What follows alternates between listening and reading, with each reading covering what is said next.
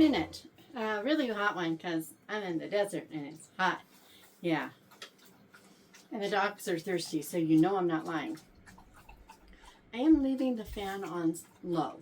I know I will pet you because I'm sitting here. Hopefully it's not too loud, but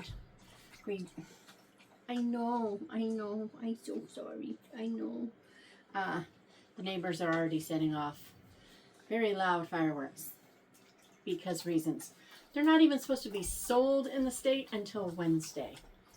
But hey, why not? We live once. Meanwhile, the dogs are thirsty. I don't understand. I get here and they all decide to do all the things. Otherwise, they just leave me alone. But it's like they know there's a camera and they want to be on it. Yeah, now he's over there pouting. This is crazy. So anyway, last we heard, I had been really sick. Made it to my retreat in Minneapolis. It was a great retreat. I had one video there. I was like, I can't believe it. I am on it. This is great. And then I have video that I've taken on the retreat, but there's actually a point where I want to use it, and so I'm saving it for that. But sneak peek, I helped pull corn for a corn maze and talked to the farm owner about Willow and what she would do. So just throwing just a little teaser out there. So that will be coming as soon as, things happen. But on the plains, I did finish some books, read some books, did some book things. I feel like I might be missing a book or two. So I need to go look at my Kindle and see what I read on there in case maybe, I don't know, we'll see. But one of these was Kindle, so I might have it. I might have it good. We'll see. So, today we're just going to talk about what I've read and what I plan to read this week. There's a few things kind of up in the air that I might add, might not, I don't know. But really, I got to get all the talking about these books out. And so we'll do this. Hound me. I have a bingo board that I think I showed a video of in that last one, with me trying to do some of the things, right? Well, June is almost over. I've done a couple of recordings of me doing some of the things, but I wanted to do a semi-writing vlog-ish thing where I show me trying to do all the things. And I don't have very many days left. I've got to do the things. So, hound me, pray for me, do all the things for me so that I can get this done, because I really, really want to. And that reminds me, at least one thing in there gets to get knocked off. So I need to record me knocking that off. Anyway, so, okay. So we're going to do the audio books and all that stuff first, and then we'll slide into physical books and all that. Okay. So first up, in no particular order, but I'm just the order I reviewed it. We have another Charity Shop Detectives books. It is the Beach Hut Murders. And Beach Hut Murders, it's like he saw his own problem and fixed it. I don't know who his editor is, but editor needs a raise. So it's Peter Bowler or something like that. Yeah, Boland. Hey, I'm feeling pretty smartified. So Peter Boland is the author. The Beach Hut Murders is book 2. I'm listening on audio. And you have Fiona, Partial Sue, and Daisy. And they run this charity shop. They've got their nemesis across the street. And, this is just like their life, right? Well, in this one, nearby, there's a beach, and there's a bunch of beach huts. They're very primitive. They don't have indoor plumbing in them or anything. So there's a communal bathroom that people have to go to at 2 in the morning if they have to go. And that's how it kind of starts off. This woman goes off to the bathroom 2 in the morning and sees one of these beach huts on fire. And she realizes that the old guy is in there. So she runs in, she drags him out, barely makes it. And then it's discovered that this was set intentionally. And there is an accelerant. The problem is they can't see how it happened. They can't figure it out because There are security cameras there, but they caught nothing. Yeah. As we see. They caught nothing. And so they don't know how this was done. As soon as that, and I'm sure you're thinking it too, as soon as that came up, I was like, this is what it was. I knew how it was done from the get-go. It was so obvious to me. I didn't know who or why, but I knew how. And it wasn't, it's really, they did a good job because they make a new friend, then they think the new friend could be the one who did it. They have, reason this time to think something and then to investigate it. And the way they investigate it actually makes sense. They're brought in by the Association of Beach. They're brought in by the Association of Beach Hut Owners. The guy in charge of this, he's like, I want someone to figure this out. We'll find out what's going on, make them feel more comfortable, all the things. So they're gonna find this out and do all the things. Well, I knew how, and as soon as they came up with a why that I thought was plausible, my who went out the window. I thought I knew who. I couldn't figure out why. Didn't make any sense. But I was like, okay, well, this is the only person that makes sense. And then the why comes up, and then, that knocks out that person. And the interesting thing is that person was right. Even though not, but yes, but no. It's really complicated. It was such a good mystery. And this time they're behaving like amateur detectives. They're behaving like, self-appointed sleuths.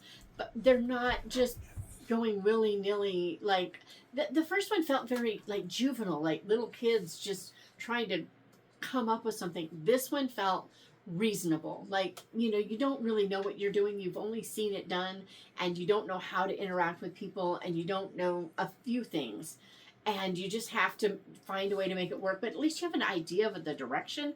This one, they actually had this idea, and they went in the direction, and it was really good. I gave this one 5 stars. Is it the best? Are these the best mysteries on the planet? Do they compare to Agatha Christie? No. Although they're much more complicated and layered than you might think. But no, I mean, this is not and then they're none. So why am I giving it 5 stars? Because I loved it. I had a blast reading it, and that's what matters to me. So for what it's worth, there's that one. When I finished that one, I was at Kathy's house. And so then I listened to One Night in Tehran by Luana Erlich. Now, here's the deal. I have known about this book since 2012. It was huge when my books took off, and I wanted to read it. It's a Titus Ray thriller is the series. Okay, the story was great. I love Titus. Some people thought Titus was boring. I didn't. I loved Titus. I loved who he is because, okay, let's back up. Titus is a CIA operative. He gets in deep in places. He has the physical characteristics that would allow him to be part Middle Eastern in appearance, so he can have parents, where one parent is, so he can really get into some of these situations that they would never buy it. He speaks languages. He's a good operative. He's not a super operative where you're not looking at Mission Impossible type stuff. This is just a guy doing his job and doing it well, making mistakes because he's human and flawed, and all the things. What happens in this book is that he was in Iran. He had his informants and whatever, and then something went down and everybody's dead. And he's hiding out with a Christian family in Tehran, which is unheard of. but their faith is so real and so alive that he absorbs it and then owns it. And that's really good for him when he leaves. So he goes back, he has to do a debrief. And at the debrief, he finds out that something happened and it makes him ticked off and he gets himself in trouble. So he gets basically put in CI timeout and sent to Norman, Oklahoma to just exist. And he's not happy. But while he's there, things go down. And this is where I don't get it. This was not a thriller. This was a mystery suspense. You know, someone's dead. Who did it? How did it happen? How do they catch them? You know, there was one suspenseful kind of tense scene. I mean, you know, one really tense one. Ooh, medical helicopter.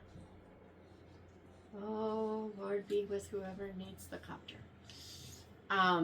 But, you know, it just wasn't a thriller. And I'm assuming, this is what I'm assuming.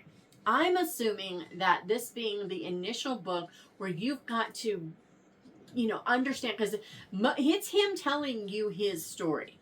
It's first person, and he's deliberately not just talking about his life and whatever. He's telling you his story like a storyteller. And that is part of why the thriller aspect doesn't fit, but mostly because I think we're setting up for the series. I think we're going to see the next book and the next one and the next one being much more intense and more on the thriller scale. This fits more with, say, D. Henderson, or I'm trying to think of some of the more, you know, the early Terry Blackstocks, you know.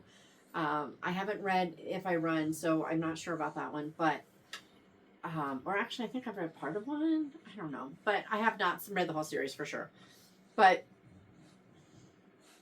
this is more early, you know, the New Point, 911, Terry Blackstock, or D. Henderson, or maybe a little bit Angela Carlisle intensity. This was not Brand of Justice or Patrick Bauer by any stretch, but Patrick Bauer, he by Stephen James, he bends almost toward horror rather than thriller, but still, you know, yeah, this just wasn't, and that's okay. But if I was going in looking for a thriller, I would have been disappointed. I am putting that out there. But I gave it 4 stars, 5 stars? I think I gave it 4 stars. And it was a well-earned 4, probably closer to 4.5. Thirsty dog. But still, it was good. I enjoyed it. That was great. So the Kindle book I read was Hieroglyphs and Homicide. It's the first Clarissa Bell mystery. And it's by Tracy Higley. And this is 1920s archaeology mysteries. So it's kind of like the Amelia Peabody mysteries, but set later and with a younger protagonist. Clarissa Bell is Oxford educated. Her father is very wealthy, and he's basically just kind of humoring her instead of actually doing what he wants, which is to make her get married and just be sensible. But she doesn't want to. Now, the fun thing about it is, this is a sort of Not Like Other Girls, but this is at a time where what her Not Like Other Girls is becoming more like other girls. There are more girls who are not like other girls at that time. So it does kind of fit, but what makes it, I don't care, is how she has this character so entrenched in her identity as an archaeologist. It's hilarious.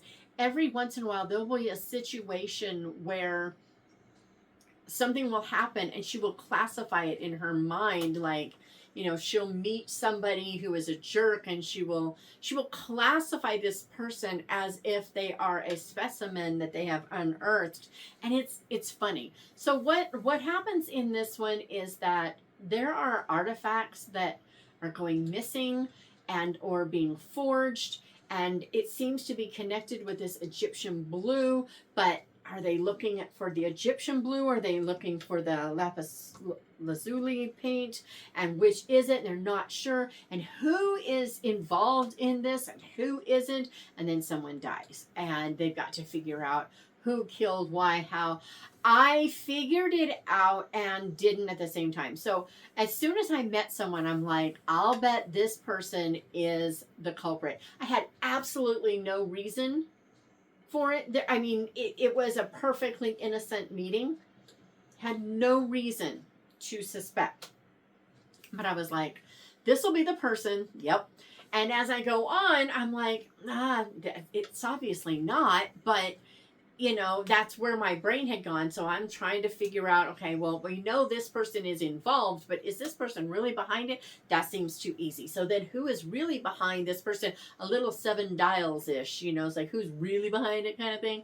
And so I was, you know, I was trying to figure it out. And then when that person turned out to be the person, I was like, well, it doesn't count because I had absolutely nothing. I literally found the person on the page and went, yep, you're going to be the one. There was nothing behind it. So I don't count it as figuring it out, but technically I did name the person the minute it happened, and then I just kind of tossed it aside as I was being ridiculous. Because Shatona is often ridiculous. So it was so good. Clarissa Bell Mysteries. It is told in first person, and I think it might be first person present even. I can't remember that part. But it worked, and it didn't bother me too much, which is pretty cool. I'm just saying. So that was really good. I'm just trying to make sure I've got them all. So that was all of the stuff I've read that isn't physical. Then I finally finished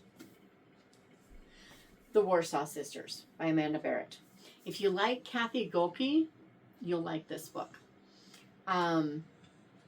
If you can't handle the hardships of war, particularly under the Nazi and or Russian regimes, because those were brutal. The Japanese regimes, they were brutal. How they treated prisoners, how they treated people in, you know, occupied territories were horrific. And the Poles got it bad, not just the Jews. They all got it really bad. But the Poles stuck, for the most part, seem to have stuck with the Jews, which was really nice. But what happened in this book is so horrific, and yet it's not told in brutal, graphic detail, you know, for shock value. It's just facts. This is how things work. So what we have are twin sisters, Antonia and Helena. And actually, I think it's actually not Antonia. I think it's Antonina. I think is actually, because there's an extra N in there. No. Yeah, Antonina. There's an extra N. So anyway, they're twin sisters. And what is really neat about what Amanda Barratt did in this one is that, so Antonina is kind of your typical firstborn, going to do everything by the book, keep things just right. She's a musician, and she reserves her passionate side for her music, and she keeps herself very buttoned up, very bottled up, gotta do the right thing all the time, etc., etc. She is in love with a Jewish man. They play music together. They are dear friends. Obviously both are looking for more, but just you don't get any of that really at the beginning, because almost the first page is just before the Germans move into Poland. So, you know, there's no time. We're just given that as a background. So then you have Helena. She's kind of a typical second born, a little more flighty. Just that's really not fair to her. But compared to Antonina, I think they call her Tosha. Tosia, Tosia. I don't know. But compared to her, she would be, you know, lighthearted and flighty and whatever. Their roles reverse throughout the story. Helena actually ends up joining the resistance army and is fighting for Warsaw and is, doing all the things that pre-war Helena would never have done. And then you have Antonia, she makes decisions and does things that are 100% not following the rules and has lifelong consequences for them. There is a scene in here, I'm just going to say, if you don't want spoilers, you should probably skip forward about 20 seconds or so. But I think it's important because it was the most horrific scene in the book. There is a scene where the Germans are basically just marching everyone that they come across out, and they are shooting them all in pits because reasons. I think they're mad because the Russians are going to be there and they're going to get knocked out, so they're just taking it out on the citizens. But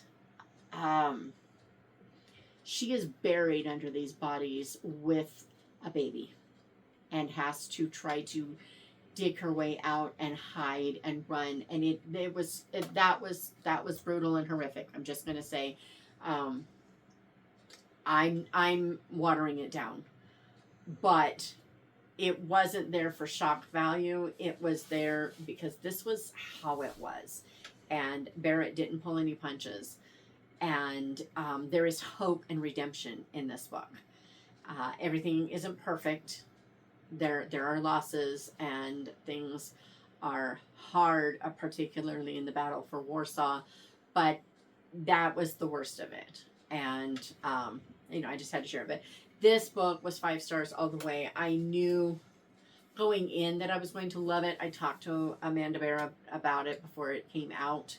And, just listening to all that she learned and all the things, I knew I was going to love it. But I had no idea how much. And, yeah, so I'm thinking, I think I'm going to send this to Shalise if she wants to read it. I think Shalise would love this book. So, this one, if I wasn't going to send it to Shalise, I would probably actually keep this one. Because it is really that good. Yeah. Okay. The next and final book that I read, Sadie on the Rocks. This is one of the ones for my passport for summer. This one is trees, because there's trees on the cover. Okay, so Sadie on the Rocks is a Suddenly Sadie adventure by Joanne Bischof. And this one is probably the... I keep wanting to say it's the best single woman fiction I've read. That's really not right, because the story itself isn't the best. That would be Emma and the Reasons. This is the most helpful anything whatsoever about dealing with singles in the church. This Sadie on the Rocks does it. So Sadie she writes a column, a dating column no less. And she is single. She's in a singles group with her church. They do things together. And she's just watched herself get her hopes up when she's met someone, only to have them crushed again when things didn't work out, and over. And she's just done with it. And she's also done with writing these, shiny, happy dating advice things that are so far from her life. She just doesn't even know how to count it. So she wants to write really good articles about being single and living the life as single. And then she decides that if I'm going to do that, I have to do this myself. And so she goes to an outdoor adventure store, and she's looking around because she's going to find a new hobby. She's going to do something. And she gets someone encourages her to go over to this rock climbing gym, and she takes up rock wall climbing, and then she ends up in a competition, and she makes new friends. She finds new, interests. She does, bold and daring things in her career and in her life and all the things. And it was just really good. Mostly the story, in my opinion, it's too short. I think there's a second book. I think both books should have been one. I really do. If there were going to be more, it looks like there are 4 people on the back of here. If there were going to be more than the 2, then maybe, I don't know. But it feels like there's not much story to it. And it does get a little repetitive in a couple of spots, which I'm assuming Joanne Bischof decided she wanted to like drive that point home that this is a problem the singles have to deal with and we need to remember it. But that's not how it came off for me. How it came off for me was just repetitive. But the just seeing how things that people say without realizing how it's coming off, how that can affect people, not in the way you would think it did. I don't know. It's one of those things where I like this book for its nonfiction properties more than the fiction properties. And Joanne Bischof is one of my favorite authors. Story-wise, it was just a nice story.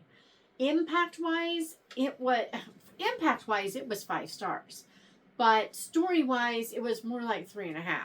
So I gave it 4. And not sorry I read it. I have already put the second one on my Kindle Unlimited shelf, but I did not buy it because I'm not going to want to own the series. So that one will be going somewhere. All right, what am I reading? You ask, I will tell you. I am listening to Don't Upstage the Body by Naomi Stevens. I'm only on chapter 4. And at this point, they're professional mourners. She's been to the funeral of this duke, I believe. And now they're in the house, and she's ruminating on her aunt wants her to come live with her. And in a letter, she sends us letters like 3 months ago. It's like, hey, come live with me. These are all the things, and this is the way you need to do it. And she's been trying to decide if she wants to or if she doesn't want to, and all those things.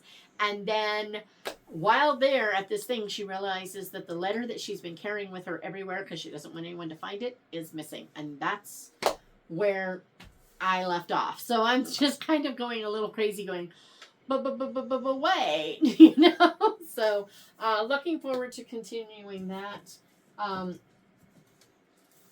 Reading, I'm almost halfway into Rosabelle Shaw. Right about now, it feels like a Stevenson book. Up until now, I could just see where her writing would go because I've read so much of her writing.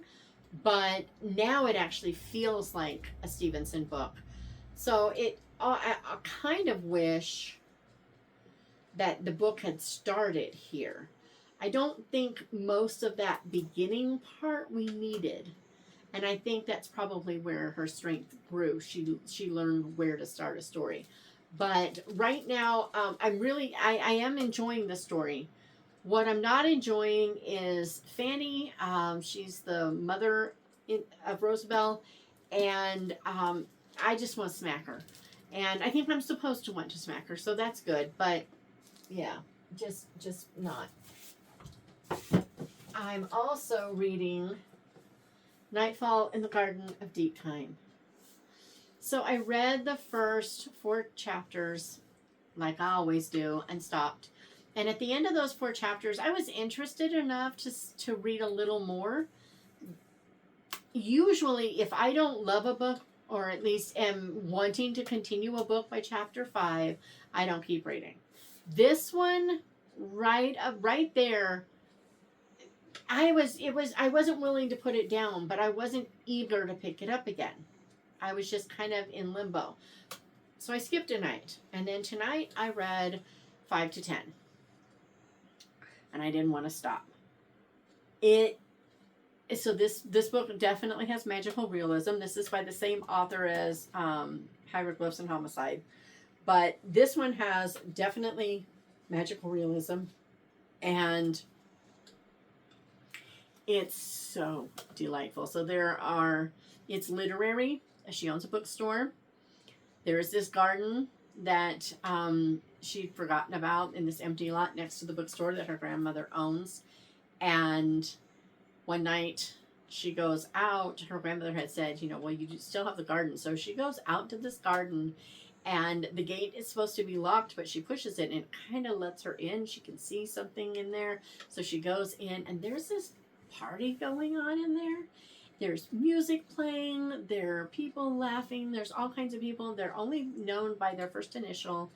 And by the time she, wakes up the next day and is, well, it's not even the next day, but, whatever.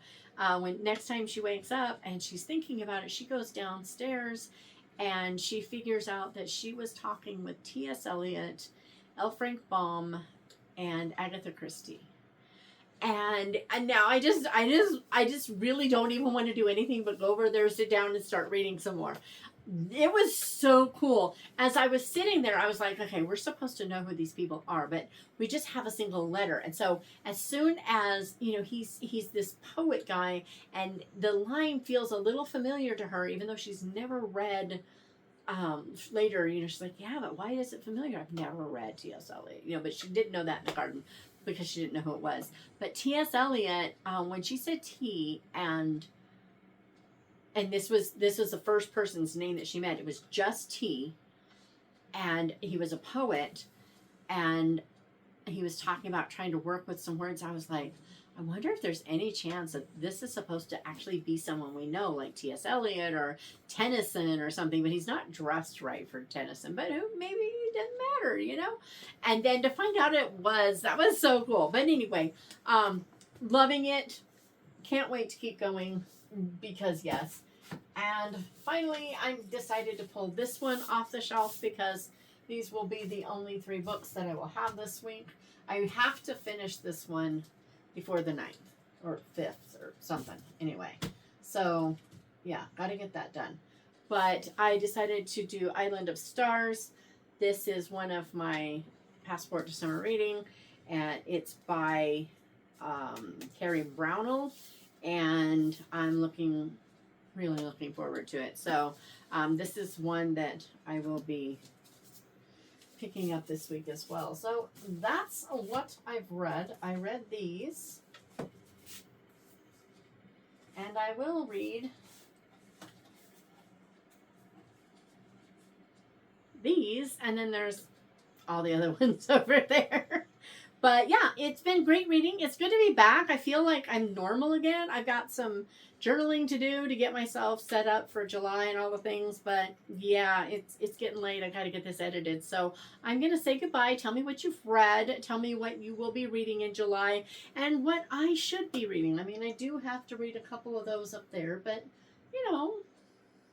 got to get this one done because this is my June book. So if I have to just plow through it over the next couple of nights, so sad.